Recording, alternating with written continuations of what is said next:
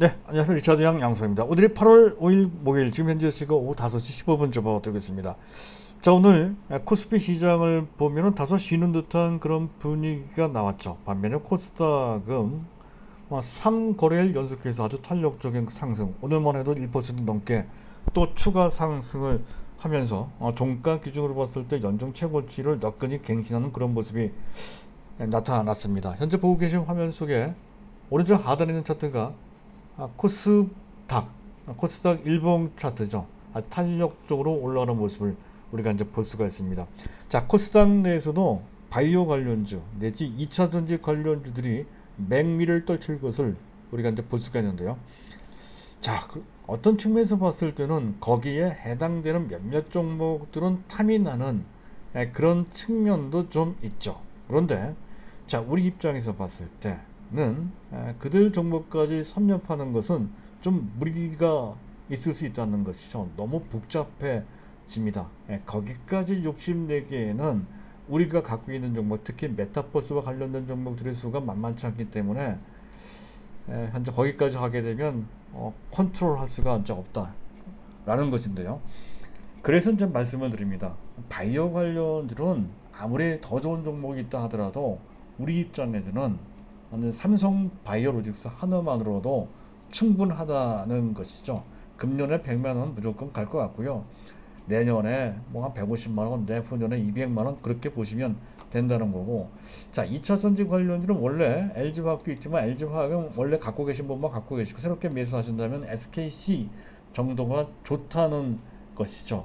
물론 SKC 말고도 다른 2차 전지 관련주도 좋아서 다른 2차 전지를 갖고 계시는 분들은 뭐 마찬가지의 관점으로 계속 보유하면 된다는 건데, 어찌됐든 새롭게 매수한다면 우리는 SKC다 하는 것으로 말씀을 드리고자 합니다. 그 외에 원래 우리의 가장 중심이 되는 핵심 종목은 삼성전자와 또 네이버가 있단 말이죠. 일단 이들 종목은 당연히 안 갖고 있거나 물량 부족하거나 하시는 분들은 장기 정석적 관점에서 당연히 매수, 그리고 현재 갖고 계시는 분들은 너무나도 당연히 보유가 된다는 건데요. 근데 특징이 있죠. 자, 이들 종목은 우리가 갖고 있는 종목에서 가장 안정적인 종목이고, 우리가 갖고 있는 종목에서 그런 측면에서 가장 수비적인 종목입니다. 그렇다고 한다면 나머지 섹터는 좀 공격적으로 할 필요가 있다는 거죠. 그 공격적으로 할 필요가 있는 섹터의 핵심 파트는 딱 하나, 메타버스죠. 자, 메타버스에 대해서 기본적으로 우리가 수비적인 종목으로 골격을 잡았다고 한다면 나머지 종목은 단기, 중기적으로 많은 수익을 기대할 수 있는 메타버스. 근데 메타버스 테마가 상당히 강렬하다고 말씀드렸단 말이에요. 그래서 어느 정도 비중을 할당할 필요가 있고 자신 있게 하자라고 말씀드리고 있는데, 종목도 한 종목 하기에는 메타버스의 범위가 너무 넓고 화려하단 말이죠. 그래서 최소한 두 종목, 적당하게는 3개 내지 4개 종목으로 메타버스 내 종목을 현재 잡아놓을 필요가 있다라고 이제 말씀을 드리고 있습니다. 자, 그 내용을 어느 정도 참고 삼아서 메타버스 종목을 잘 구성을 하실 필요가 있고 운영을 하실 필요가 있다라고 이제 말씀을 드리면서, 한 가지 더 시장과 관련돼서 말씀드리고 싶은 것은, 사실은 오늘 우리 시장 내 또 미국 시장도 마찬가지고요. 상당히 큰 악재가 있었습니다. 조기 금리 인상 문제, 또 빠른 시점 내 테이퍼링을 할 수도 있다는 얘기가 미 연준 내에서 나왔습니다. 예전 같았으면 그 정도의 약점은 매우 충격적이었을 겁니다. 폭락을 했었을 건데, 미국 증시도 또 우리 증시도 그와 관련된 폭락까지는 없었죠. 약간 주춤되는 정도 수준이었다 하는 것. 그런 점을 보면 현재 지금 남아있는 악재는 거의 없거나 또는 우리가 일정 부분 크게 신경 쓰지 않아도 될 것이다 라고 판단이 돼서, 전체적인 흐름은 종합지수상 일반적으로 예상하는 목표치 3,500 정도가 아니라 4,000포인트, 내년에는 5,000포인트 이렇게 가겠죠. 그런 식으로 지수 상승 장세, 삼성전자가 주도하는 그런 장세가 여전히 유효하다는 관점을 계속 고수하시면서, 그리고 거기에 메타버스 테마들을 섞어서 단기, 고수익을 낼 수 있는 그러한 포트폴리오를 구성하자, 이렇게 다시 한번 정립해서 이제 말씀드리고요. 자, 그것을 바탕으로 해서 오늘 제가 준비한 내용은 이런 것들입니다. 일단 오늘 SKC의 실적이 발표가 되는데요. 그 전에 제가 말씀드렸던 최고치보다 더 좋게 나왔습니다. 최고의 실적이 나왔다는 거죠. 그와 더불어서 최근에 SK이노베이션, 최근에 SK이노베이션 주가를 보면 많이 내려왔죠. SK이노베이션이 배터리 사업 부분을 분사시킨다고 하는데, 자, 이게 의미가 있다는 거죠. 특히 SKC와 어떤 영향을 SKC가 받을 수 있는 것인지 그 의미까지를 입체적으로 파악해 둘 필요가 있습니다. 이것을 간단하게 설명을 드릴 거고요. 자, 그리고 단기적으로 가장 중요한 것은 메타버스 테마인데요. 자, 오늘도 그들 종목 부분적으로 현재 약간씩 차이 납니다만은 여전히 뜨거운 바람이 현재 불고 있는 상태이죠. 그런데 그것을 무조건 하는 것은 그렇게 썩 좋지 않습니다. 최근에 이들 종목은 시장에서 가장 인기 있는 뜨거운 섹터입니다. 가장 인기 있는 대중적 테마주가 됐다는 건데, 그와 관련돼서 몇 가지 우리가 반드시 알아둘 필요가 있는 특징이 나타나고 있다는 거죠. 따라서 특히 단기, 중기적 관점에서 트레이딩 하시는 분들은 그 점을 알아두실 필요가 있겠다 싶어서 준비한 내용이고요. 그리고 두 번째, 자, 메타버스 펀드가 좀 생기고 있죠. 두 군데에서 만들어 놨습니다. KB자산운용과 그리고 삼성자산운용에서 그 펀드를 조성하고 실제 그 해당되는 종목들을 현재 편입하고 있는 상태인데요. 무조건 편입하는 것이 아니라 메타버스의 테마의 범위가 워낙 넓으니만큼 일단 4차 산업혁명 전부 다를 담고 있습니다. 넓으니만큼 그것을 소분류를 했단 말이죠.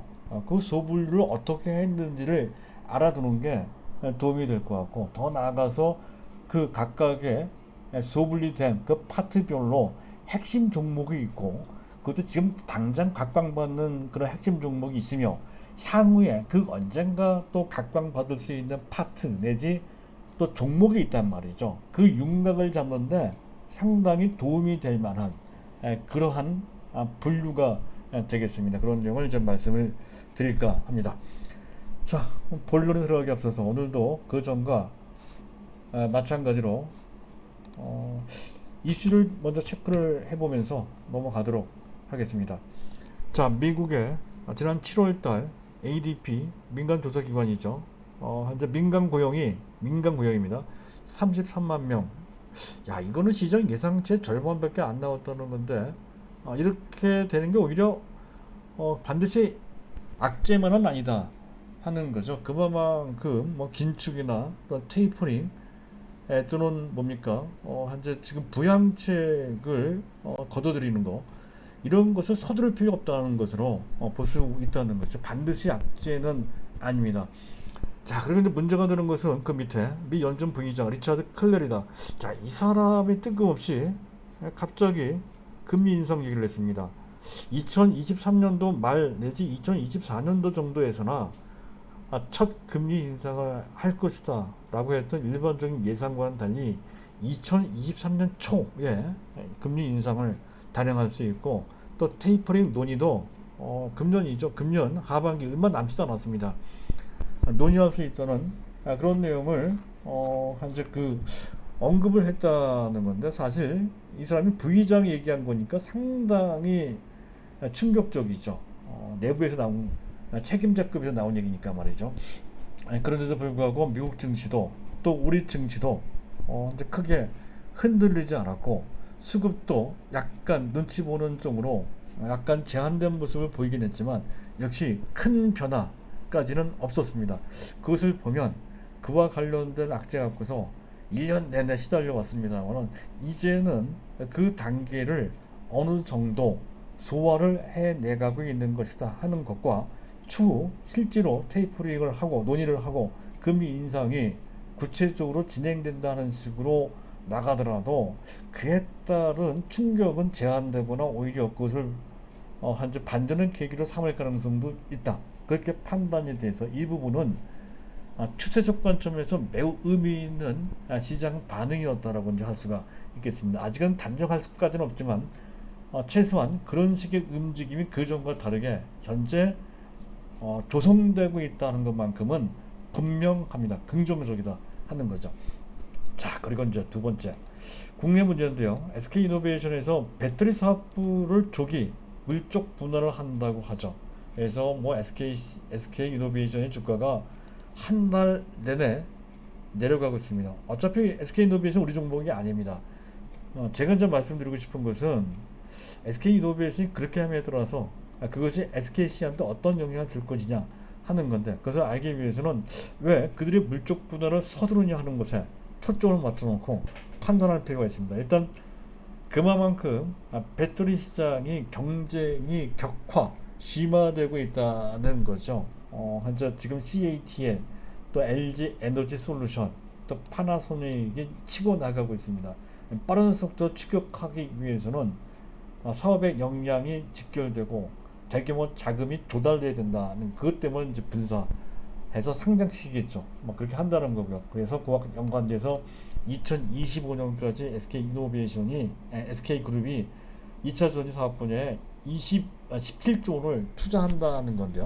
그런 맥락선상에서 보면 SK이노베이션뿐만 아니라 LG, ES, 에너지솔루션, 파나소닉, 또 중국의 CATL, 그리고 또 삼성 S사이도 다 마찬가지로 적극적으로 공장 증설에 지금 뭐 진력을 다하고 있는 그런 상태라는 것이죠. 유럽에만 현재 그 아시아권과 북미 시장을 뺀 유럽에서만 무려 현재 38개 배터리 공장이 건립되고 있구나. 그런 건립이 바로 추진되고 있는 그런 상태라는 거죠. 어마어마하게 뭐 완전 이런 정도라고 한다면 2차 전지 시장 자체가 폭발하고 있는 것이랑 마찬가지다 하는 거죠. 그 얘기는 그만큼 2차 전지라고 하는 것은 사실은 SKC의 자회사의 SK 넥실리스, 즉 동방을 만드는 업체죠. SK 넥실리스의 전방산업 2차 산업이죠. 전방산업 그만큼 초호황, 그냥 호황도 아니고 초호황 구가한다는 거죠. 더군다나 동박을 만드는 업체는 전 세계에 몇 개 없죠. 현재 사실상 공식적으로 SK 넥실리스가 캐파 측면에서 세계 1위 업체입니다. 그와 관련돼서 전방 산업이 초호황인 만큼 그 앞길이 활짝 열려 있다는 것을 보여주는 그런 대목이다. 이렇게 이제 보시면 될 것 같습니다. 그리고 SKC의 2분기 실적을 잠깐 보도록 하죠.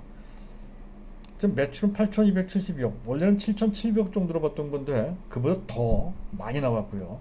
작년 동기 대비 44.6%나 급증했습니다. 그리고 영업이익이 1,350억. 이게 놀라운 겁니다. 원래는 1,000억 원 내지 많아봐야 1,200억. 근데 그보다 조금 더 저는 좋게 봐서 1,300억 정도까지도 가능하다 했던 건데 어디까지나 그냥 희망사항이었거든요. 근데 그것을 넘어섰습니다. 1,350억 원이나 나왔다는 거죠. 그래서 작년 동기 대비 무려 169.5%, 거의 3배 가까이 영업이익이 급증했다는 건데, 그리고 OPM 영업이익은 16.3%예요. 지금 간신히 두 자리 정도까지 그 정도를 희구하고 있었는데 그것을 훨씬 능가하는 16.3%까지 나왔다는 거죠. 아마 내년도 정도면 20%대가 되지 않을까 싶은데요. 근데 중요한 것은 아직까지는 기존 케미칼 부분, 그 전부터 말씀드렸던 프로필렌 옥사이드, 또 그것을 기반으로 만든 프로필렌 글리콜, 이쪽 부분에 대한 매출 및 그리고 영업이익 기여도가 절대적이다 하는 거죠. 이쪽 부분에서 931억, 전체 기여도는 거의 70%가 이쪽에서 나온다는 거고요. 나머지 중에서 절반은 또 솔믹스 부분입니다. CMP 패드나 일종의 그 반도체 소재 쪽이죠. 반도체 소재. 블랭크 마스까지 한다는 말을 제가 들은 바가 있었죠. 지금 당장은 이제 매출 기여도는 낮습니다. 중요한 그 기여도가 높은 쪽은 CMP 패드, 연마제 패드입니다.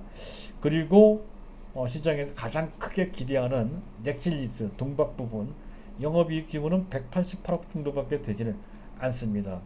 규모는 세계적인데 아직은 그쪽 부분에서 얻어지는 영업이익 규모는 188억 정도로서 전체 영업이익 기여도의 영업이익의 15%가 안 됩니다. 13.9% 정도밖에 안 된다는 건데 이게 중요한 거죠. 지금 막 크고 있거든요.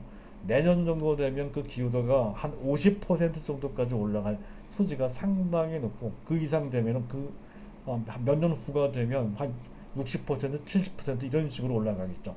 따라서 SKC의 영업이익의 흐름을 보면 이제 좋아지기 시작한 초기 단계에 있음을 알 수가 있습니다.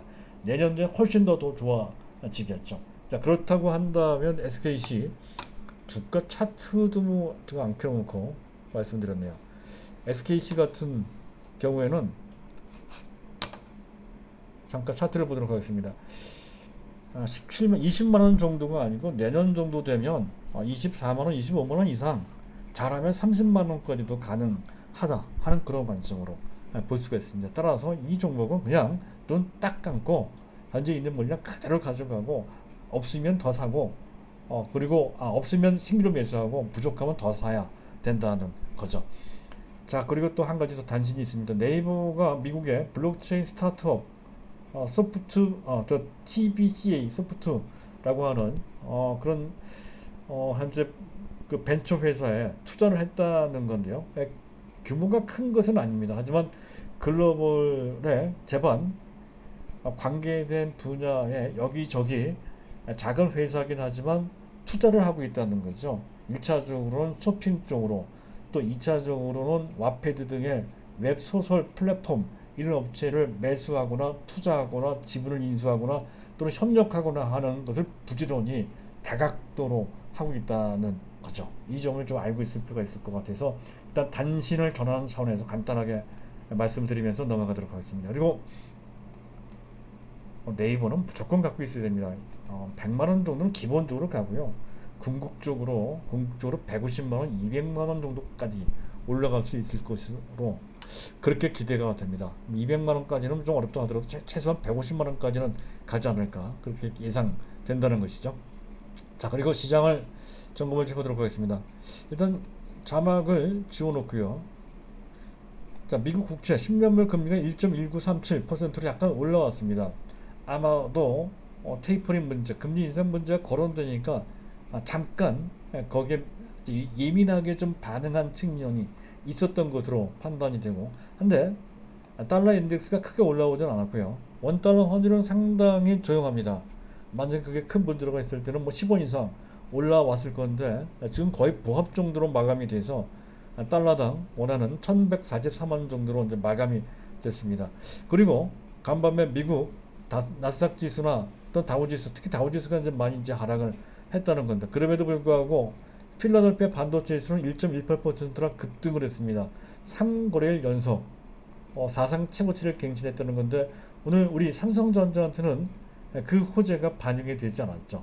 후행적으로 반영될 것이라는 건데, 왜 그러냐면 삼성전자는 반도체를 대표하기도 하지만 우리나라 시장을 대표하기도 합니다. 따라서 시장 위험이 있을 때 외국인들이 가장 먼저 삼성전자를 매도하는 이유가 거기에 있다는 거죠. 그래서 못 갔던 측면이 있었던 것이라는 건데, 지금부터는 달라졌죠. 자, 그리고 수급을 보면 테이블을 보면서 말씀드릴 겁니다. 자, 외국인과 기관이 동시에 순매수, 쌍끌이 순매수인데, 하지만 규모가 상당히 줄었죠. 바로 그 악재의 눈치를 봤다라고 이제 볼 수 있는 것이고요. 프로그램 매도가 나왔어요. 사실은 프로그램 매도가 나올 만한 그런 상황은 아니었는데, 아마도 그 악재가 약간은 걱정이 되겠죠. 그래서 단기적으로 해칭 차원에서 현재 약 3천억 정도 비차익 위주로, 차익 거래 쪽은 거의 안 나왔습니다. 비차익 쪽으로 프로그램 매도가 순간 집중됐다. 단기적으로만 의미가 있을 뿐이지 추세적으로는 전혀 의미가 없습니다. 약간 그들 입장에서 봤을 땐 지금이 약간 겁이 날 수도 있겠죠. 하지만 크게 문제가 되지는 않는다는 관점으로 보시면 되겠고요. 그리고 진짜 이상한 거는 바로 이겁니다. 베이시스인데요. 차트상으로도 아마 보실 겁니다. 선물 틱 차트인데 끝에 동시효과 때 장대 음봉으로 크게 떨어진 것을 볼 수가 있습니다. 그렇다고 한다면 현물 지수 대비 선물 지수가 많이 떨어진 거니까 베이시스가 마이너스 쪽으로 전환돼야 되는데, 그럼에도 불구하고 종가 베이시스가 0.46이나 나왔습니다. 최근 들어 가장 높았는데, 많이 떨어졌음에도 불구하고 0.46이 나왔다는 얘기는 사실상 떨어지기 직전에 수치를 기준으로 본다면 종가 기준 거의 0.8 정도 나왔다는 거죠. 이건 어마어마한 대사건입니다. 이제서야 비로소 정상적인 베이시스가 됐다는 거죠. 정상적인 강세장 신호, 콘텐보가 시연됐다. 이렇게 표현을 할 수가 있습니다. 그래서 그것이 수급으로 연결되지는 않았지만 선물 시장에서는 그것을 미리 보여주는 것이 아니냐. 이렇게 이제 판단이 되면 이것을 보더라도 뭔가 크게 시장이 풀려나갈 가능성이 생긴 것이 아닐까라고 생각되는 기대할 수 있는 그런 변화가 있었다는 것까지를 한번 보고요. 자, 본 주제로 이제 넘어가도록 하겠습니다. 자, SKC는 했으니까 메타버스 테마를 봐야 되겠죠. 메타버스 테마. 자, 테마의 속성. 메타버스 테마, 메타버스 관련주들을 쭉 한번 보면서 말씀을 드릴까 합니다. 테마 쭉 한번 보시죠. 넥스트가 오늘 가다가 오늘 약간 눈치 보는 거래까지 죽었죠. 자이언트 스텝도 뭐 비슷한 측면이 있고요. 그리고 어제 뜨거웠던 코세스 이런 종목들이 또 추가적인 탄력이 나왔고, 넥스터 또 뭡니까 옵티시스 같은 종목들도 좀 있었고요. 우리가 최근에 좀 이 종목을 좀 뺐습니다만 이노탭 이 종목 차트로 봤을 때 더 이쁜 것 같습니다. 이렇게 움직였다는 거고, 알체라도 더 이상 빠지지 않고 있죠. 그래서 장기로 좀 가져가시는 분들은 그 전에 네이버와 관련돼서도 상당히 의미 있는 내용이 담겨져 있으니까 굳이 매도할 필요 없이 그냥 가져가도 된다고 말씀드렸던 주인공이 바로 알치란데, 어쨌든 그 물량에 대해서 갖고 계신 분은 당연히 그대로 갖고 있어야 되는데 더 이상 내려가지 않고 있는 그런 모습이 나타나고 있습니다. 대략 이런 정도인데요. 그들 종목뿐만이 아니죠. 많은 종목들, 거의 30개 정도 되는 종목들이 그 테마로 편류가 되면서 크게 부각되고 있다는 것을 먼저 말씀을 드리면서, 테마의 대장주가 약간은 무질서하게 어떤 규칙을 찾아내기는 그렇게 쉽지 않은데요. 약간 무질서합니다. 순환되고 있다는 거죠. 제 1세대 대장주는 아마 아실 겁니다. 선익 시스템, 잠깐 보도록 할게요. 선익 시스템 내지 위즈윅 스튜디오 같은 그런 종목들이었던 건데, 이 종목은 우리가 놓쳤습니다. 하지만 두 번째 대장주는 자이언트 스텝이죠. 자이언트 스텝이 대장주 역할을 했고, 그리고 이노뎁이라고 방금 전에 말씀드렸던 종목, 신규 상장 종목이 또 그 후광을 좀 받고 있는 그런 모습으로 연결이 됐고요. 그리고 세 번째 대장주로 했던 최근에 상장했던 맥스트, 바로 이 종목이죠. 맥스트가 세 번째 대장주가 되고 있고, 또 최근 들어서는 앞서 얘기했던 것처럼 덱스터 같은 종목들, 그리고 또 코세스 같은 종목들, 그리고 옵티시스 같은 이런 종목들이 앞서거니 뒤서거니 이렇게 대장주 역할을 한다는 건데, 그렇게 규칙적인 어떤 논리에 의해서 대장주가 만들어지는 것 같지는 않습니다. 그래서 그 대장주의 흐름에 대해서 너무 예민하게 볼 필요가 없다 하는 것이고, 다만 이런 거는 분명합니다. 내가 갖고 있는 종목이 메타버스와 관련돼서 상당히 의미 있는 기술력과 또 의미 있는 지위를 갖고 있는 그런 종목이다 라고 판단됐을 때에는 지금 당장 내 종목에 못 가더라도 기다리면 내 순서가 온다는 것을 충분히 알 수가 있죠. 순환되니까. 그래서 너무 높은 가격의 인기 대장주를 쫓아다니면서 매수할 필요 없이 이럴 때에는 길목 지키기도 가능하다 하는 거죠. 미리 들어가서 기다릴 필요가 있다는 건데, 우리 종목이 있죠. 딱 한 종목 있습니다. 그게 바로 이지미디어죠. 이지미디어가 이런 위치에 있단 말이죠. 지금은 메타버스 관련주로서 크게 부각되지 않고 있다는 건데, 내면적으로 특히 비전 트래킹이라는 기술을 또 갖고 있죠. 또 시선 분석 기술을 또 갖고 있기도 하고, 또 NFT 대체 불가 토큰과 관련된 사업을 영위할 수 있는 그러한 기회도 현재 만들고 있다는 측면에서 틀림없이 어느 순간에 이 종목이 부각될 수 있는 가능성이 있습니다. 근데 지금 뜨겁지는 않단 말이죠. 이런 종목을 미리 들어가서 대기하고 있는 것을 길목 지키기라고 합니다. 길목 지키기. 어느 정도 1단계 매수해 놓고 부각될 때까지 기다렸다가 만약에 이 종목에 거래 붙고 이 종목이 부각되는 이슈의 주인공이 됐을 때 그때 추가 매수하는 순발력을 발휘해서 수익을 한껏 올릴 수 있는 방법을 취할 수 있는 대상이 된다는 거죠. 자, 그렇게. 자, 그리고 이 테마는 메타버스 때문에 현존 코스닥 내 코스피까지 다 포함한 많은 테마 중에서 가장 강력한 테마입니다. 거래가 분출되고 몇백만 주씩, 또 현재 거래 대금으로 봤을 때 몇백억 내지 천억 단위를 넘어가는 거래까지 분출하고 있는 것은 이 테마가 대중의 인기를 한 몸에 얻고 있다는 것을 뜻한다는 거죠. 그만큼 순간적으로 많은 사람, 불특정 다수가 어떤 이슈에 감정적으로 대응하다 보니 시장의 이슈나 시장의 분위기에 상당히 민감하단 말이에요. 이슈, 심지어는 지수에도 민감합니다. 이럴 경우에는 지수와 같은 방향으로 움직일 소지가 높다는 것. 지수가 좋으면 좋은 쪽으로, 지수가 나쁘면 약간 부정적인 그런 흐름으로 이렇게 움직일 수 있다는 거죠. 그 점을 단기 트레이딩 하시는 분들은 감안하실 필요가 있겠다 하는 거고요. 그리고 이들 테마는 상당히 군집성, 같이 몰려다니는 한 그룹으로 묶여서 같이 움직이는 속성이 강하다는 거죠. 그리고 그들 같이 묶여있는 테마주들끼리는 서로 같이 움직입니다. 올라갈 때 같이 올라가고 떨어질 때 같이 떨어지는 그런 속성이 상당히 강합니다. 그것은 2차전지 관련주들도 비슷하죠. 다른 것은 바이오 관련주들은 다른데 각각 따로따로 움직이거든요. 워낙 종류가 많고 섹터가 다르기 때문에 그런 거고, 이쪽은 섹터가 다르다 하더라도 이 테마의 성격상 같이 움직이는 그런 성격이 상당히 강하다. 따라서 어떤 특정 종목이 올라가면 옆에 있는 종목을 매수해도 된다. 이런 얘기가 성립이 되는 거죠. 그런데 원래는 이런 테마가 형성될 땐 대장주 위주로 보는 게 많은데, 대장주가 부담된다면 굳이 대장주를 꼭 매수할 필요까지 없다는 얘기도 됩니다. 자, 그렇고, 그런데 그리고 주가가 상당히 변동성이 크죠. 많이 올라갔다가 또 장중에 많이 떨어지기도 하고 많이 흔들리기도 하고 거래도 터지고 정신이 없단 말이죠.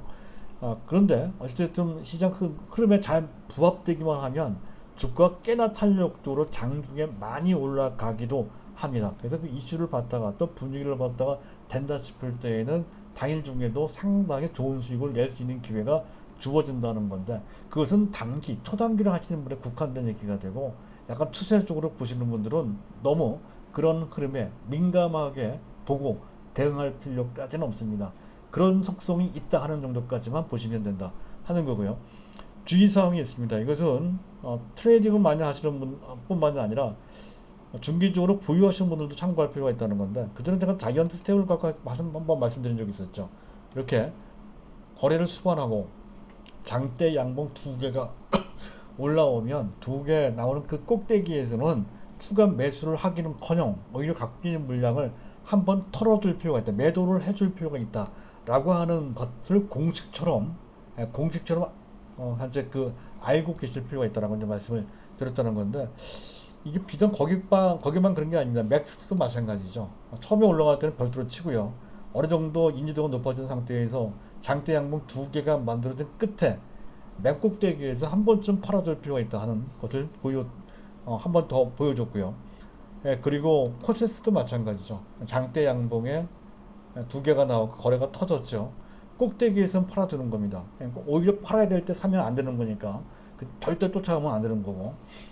그리고 중기를 보시는 분들도 단기에 저렇게 급등을 하면은 좀 무리가 있다는 것을 피부로 느껴야 됩니다. 그랬을 때 당연히 단기적으로 매도할 수 있는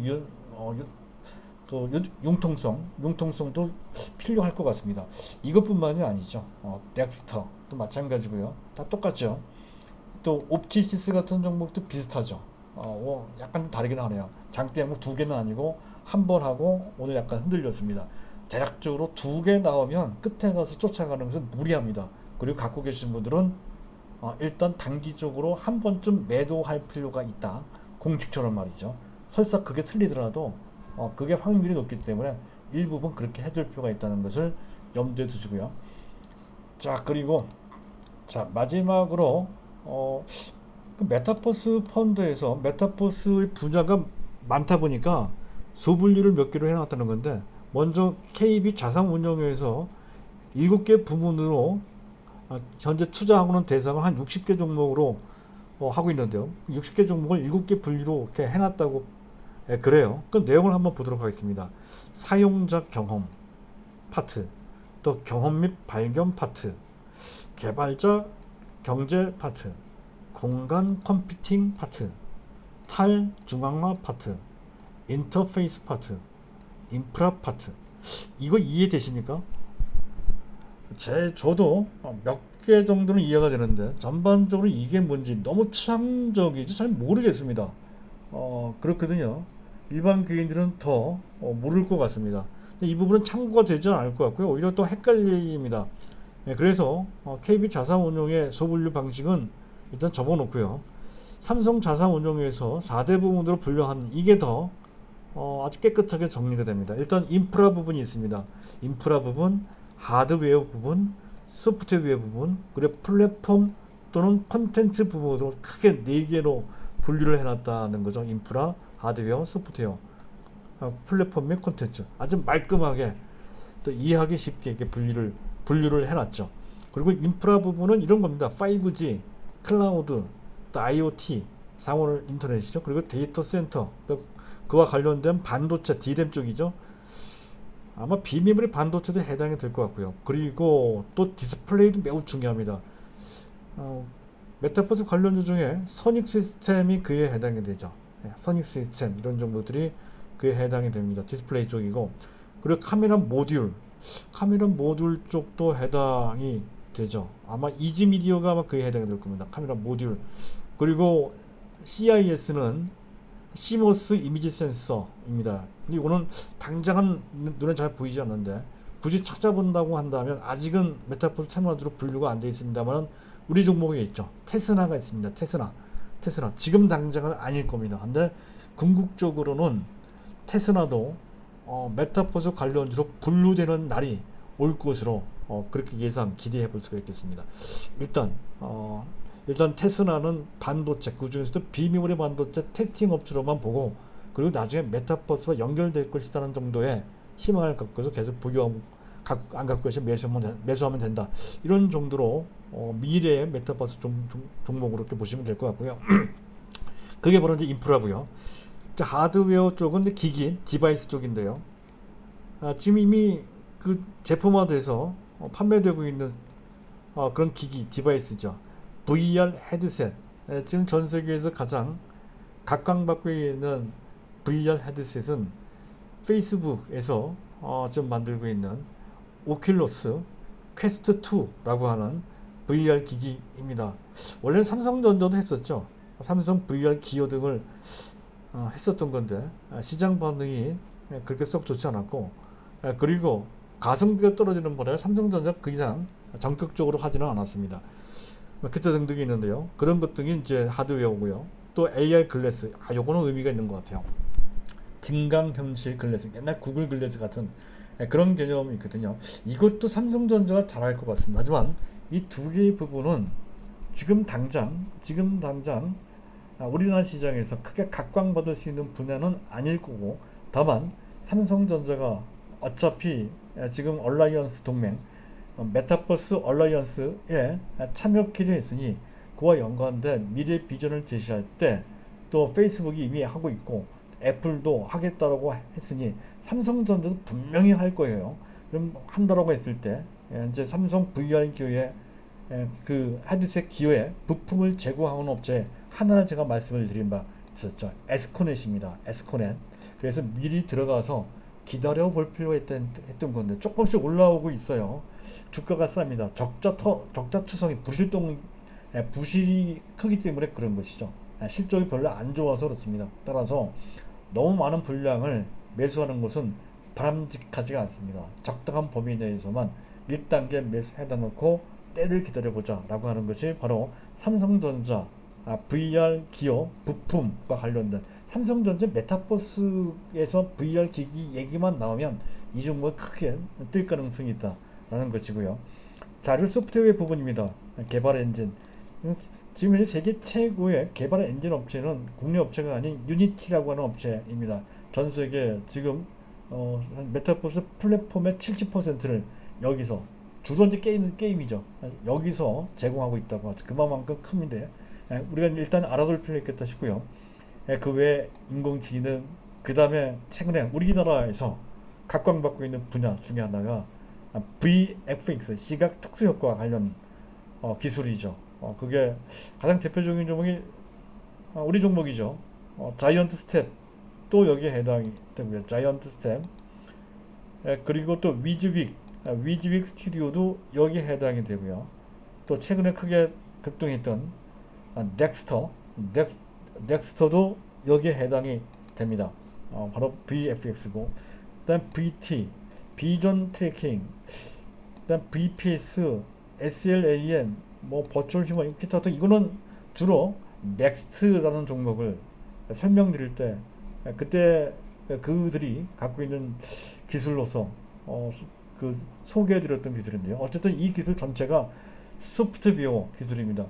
근데 가만히 보면 최근에 우리나라에서 메타버스 관련주로 각광받고 있는 종목들 대부분 이 소프트웨어 기술과 관련돼 있다는 거죠. 지금 가장 뜨거운 감자가 바로 이 소프트웨어 부분, 그 중에서도 VFX나 또 기타 등등 관련된 소프트웨어 기술을 갖고 있는 업체가 각광받고 있다는 것에 일단 주안점을 둘 필요가 있습니다.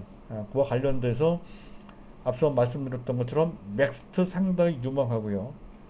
그리고 또 이노뎁 같은 경우는 엄밀하게 메타버스 관련인지 약간 헷갈리지만, 하지만 편의는 그렇게 돼 있으므로 관심을 가져둘 필요가 있겠다 하는 거고요. 이지미디어도 관련돼 있고요. 그리고 넥스트나 또는 현재 또 어디입니까, 위즈윅 스튜디오 같은 종목들은 지금은 맥점이 아니니까 종목별로 판단이 달라질 수 있겠습니다. 넥스트 같은 경우에는. 위즈윅 같은 경우는 또 맥점 부분이 있기는 하네요. 큰 부담은 안 되는 건 어쨌든 그런 정도로 선별해서 볼 수 있는 안목을 그것과 전체 그림과 연관해서 판단하실 필요가 있다는 것까지를 말씀드리죠. 그리고 자이언트 스텝은 더 나가서 버추얼 휴먼, 가상세계에서 사람과 거의 비슷한 모양으로 실사된 창조된 인간 내지 창조된 존재를 버추얼 휴먼 이라고 하죠. 버추얼 휴먼. 자, 그것과 관련된 기술을 갖고 있는 업체가 자이언트 스텝입니다. 현재 다시 올라갈 가능성이 상당히 커 보인다는 그런 관점이고요. 자, 그리고 플랫폼이나 콘텐츠는 이미 전 세계적으로 각광받고 있는 파트이죠. 우리한테는 현재 어디입니까? 제페토, 네이버의 제페토가 해당이 되고, 콘텐츠 쪽으로는 하이브나 SM이나 등의 엔터 기획사들이죠. 이들 종목은 뭐 네이버나 뭐 기타 다른 하이브나 뭐 비슷합니다. 그래서 수많은 이들 종목 전부 다 섭렵할 필요가 없겠고, 자, 미국 기준으로 봤을 때는 로블록스나 포트나이트 같은 그런 업체들이 바로 플랫폼 업체다라고 볼 수 있겠고요.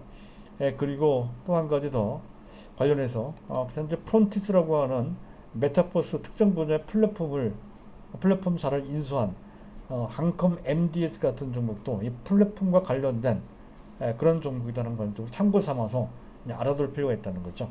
이렇게 보면 전반적으로 아직은 뭐 충분히 완성할 수는 없겠으나 전반적으로 윤곽을 잡는데 좀 도움이 되지 않을까 싶네요. 그런 정도 윤곽을 잡고 시장을 잘 보시기 바랍니다. 감사합니다.